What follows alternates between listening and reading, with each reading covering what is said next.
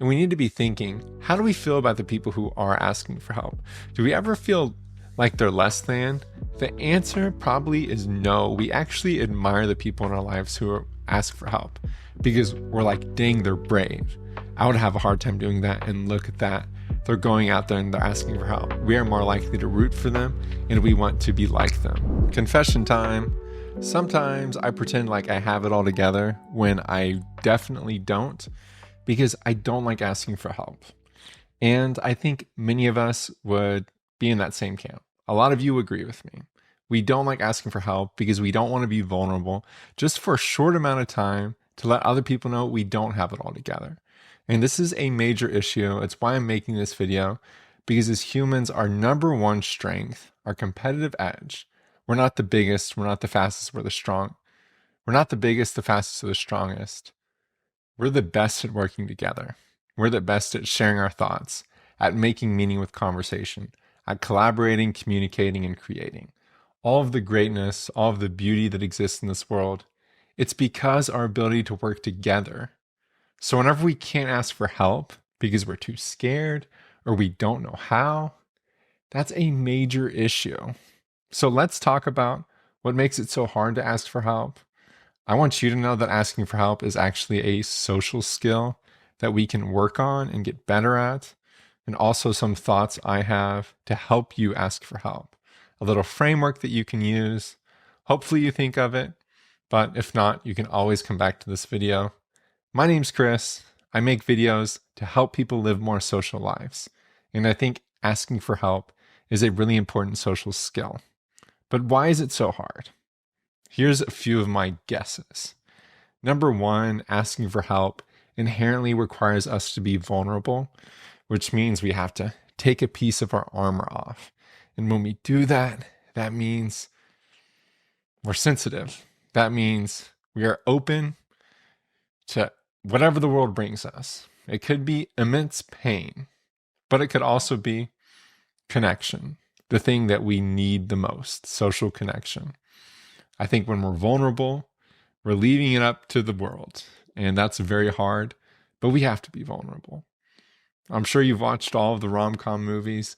The only way to know you're able to love is to let yourself be heartbroken, right? That's a little much, but still, same rule applies. When we're working with people, we need to be vulnerable when we're asking for help. Number two, I think, is similar to that, but we're no longer in control when we're asking for help. We can control who we ask, we can control how we ask, we can control when we ask, what we ask for, but we can't control their response. And I think that moment when we're waiting for them to respond, that uncertainty, it can produce a lot of anxiety. And many of us don't like that. We don't like that feeling that we're not in control. So we limit ourselves, we limit the lives we live. We don't take big risks because we're scared that we're going to have to ask for help. I've been there, and I don't think it's a good life to live. I think truthfully, we should be taking big risks and asking for help often. So I hope this video helps that. Number three, I think many of us try and keep score, and we don't want to be in debt to somebody. We don't want to feel like we owe somebody something. So we go around and we try and live life like we're giving things away. So if anybody owes anything to anybody, it's people owing us stuff. Again, I think we're selling ourselves short. All of the studies that just like giving is a good deed, all of the studies show when people help others out, we get good feelings when we help other people out. So us not asking people to help us out, what I used to say, like, don't deny a blessing, right? We are denying a blessing there, but we're also just trying to pretend like we have it all together and people owe us stuff, which is basically not true. But I think that's a reason why we don't ask for help, is we score keep and we don't want to feel like we're in debt. And it's like number four is image issues. We have a perception that people who ask for help are needy or clingy, and we don't want to be any of those things. We also maybe have that perception like we're always helping other people out, and we want to put other people in front of us. So we never address what we have going in our life. Again, selling ourselves short. That's a theme. Our inability to ask for help actually results in us living a smaller life than we're called to live, than we could live. And then number 5, I think we just don't know how. We don't know how to be vulnerable or articulate the emotional side of the house, the soft side, which we need to focus more on. And I think we can. I think asking for help is a social skill. Like flirting is a social skill. If you don't know how to flirt, you don't know how to meet new people, it's okay. You can get better at that. If you don't know how to be a good public speaker, how to present information from a PowerPoint slide to an unknowing audience who's never seen what you're about to present to them, that's okay. Like you can get better at it. If you don't know how to interview someone, how to ask a question that makes them think, not ask any question, but ask a well-timed question to the right person about the right thing in the right way, with the right pitch, with the right words. All of that takes skill. Being interviewed, your first job interview, did you crush it? Probably not, because it's super hard and it takes a lot of practice. But the people who speak publicly thousands of times in 10 years, they're really good at it. The people who are meeting people all the time, they're really good at it. The stand-up comedians are really good at telling jokes. With practice, we'll get better. This is the same thing for asking for help. So we talked about why it's hard. We talked about that we can get better. But how do you get better? A few things I want to touch on here. One framework that I think we could apply to asking for help is the SMART method. This framework is typically used with goal setting. To remind you, SMART means specific, meaningful, action-oriented, results-based, and a timeline, time-bound. Like we can give a time for it. So when we're asking for help, we need to be thinking about that as well. Like, let's make our ask specific. Let's make it meaningful. Like, here's why this matters. Action-oriented, here's what you could do. Here's what it's going to result in. Here's when I need it done. So together, that provides some good context. I think most of us, when we ask for help, we leave out context. And context is really important because this is disclosure. We are letting other people into what we have going on. Many of us try and ask for help without disclosing a lot of information because it's a self-protective mechanism, but we need to give people context. The more context we give people, the more likely they'll want to support us because they know what's going on. So first off, we give our context. We use the SMART method there. The second part, I think is very important, is that we let people into the process. So we share progress we have, responsibilities we've taken, maybe losses we have, like mistakes we've made. Like for instance, I'm asking for help because I haven't studied and I'm about to have this test. And if there's a chance you could give me 30 minutes just to help me understand this variable mathematic thing, or, hey, my car battery just died. I had no idea that this was going to happen. I have to be at work in 30 minutes. Is there any way you could pick me up and take me to work? Sharing that process. I want to give a better example. So imagine you buy a home. You've been renting for a long time.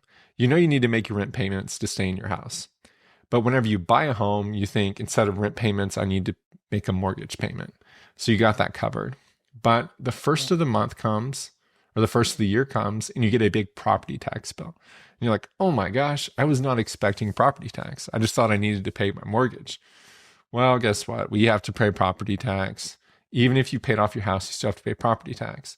So then you find yourself in a position where you need to make this money in a certain amount of time to pay off your property tax bill.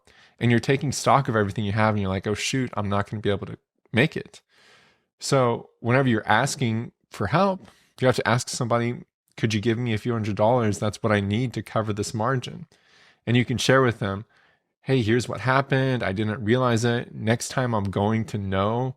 I'm taking responsibility for it. I'm trying to put everything together, but I just need this. So sharing the process and the responsibility you're taking leads us to the third step, and that is the outcome. Here's why it's important. Here's why this matters. Like, I just bought this home. The last thing I'd want is for us to feel the stress of defaulting on a property tax, not being able to pay it off, having that pressure, having to deal with interest. If I can't get the money now, how am I supposed to get more money then? That's pressure, that's stress. So sharing the goal, like, I want to be able to pay off my property tax bill in full next year, right? Like, that's a good goal. So the future, why this matters. So we have our context, we have our process, and we have our goal or our outcome. Together, if we use this SMART method, whenever we share our context, if we're vulnerable, if we disclose information, and whenever we share that goal or outcome, like, here's why this matters, here's what I'm going for. I think couching that together is really helpful for asking for help. And another thing is, we're going to be tempted to say things like, hey, no worries if not, or feel free to say no.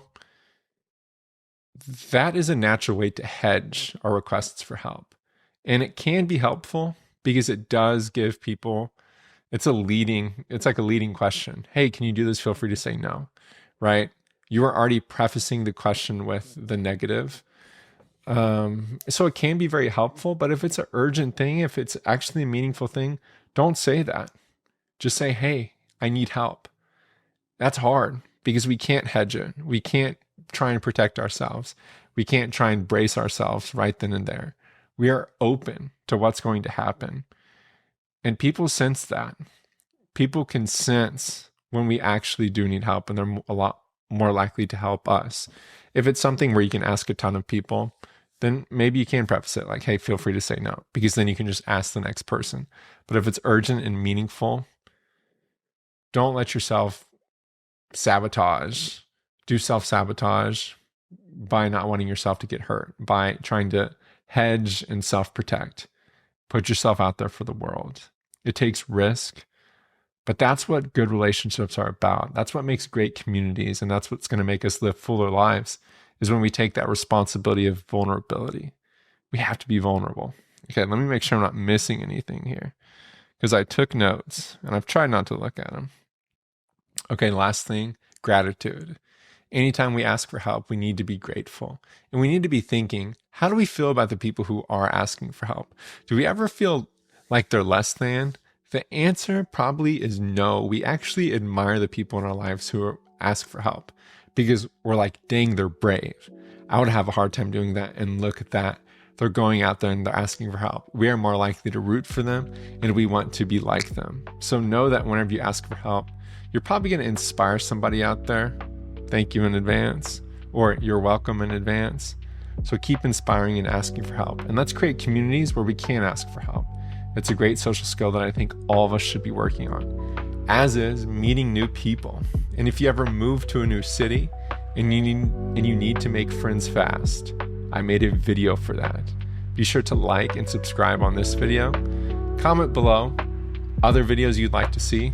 And remember, life is better when you talk to people. I'll see you next time.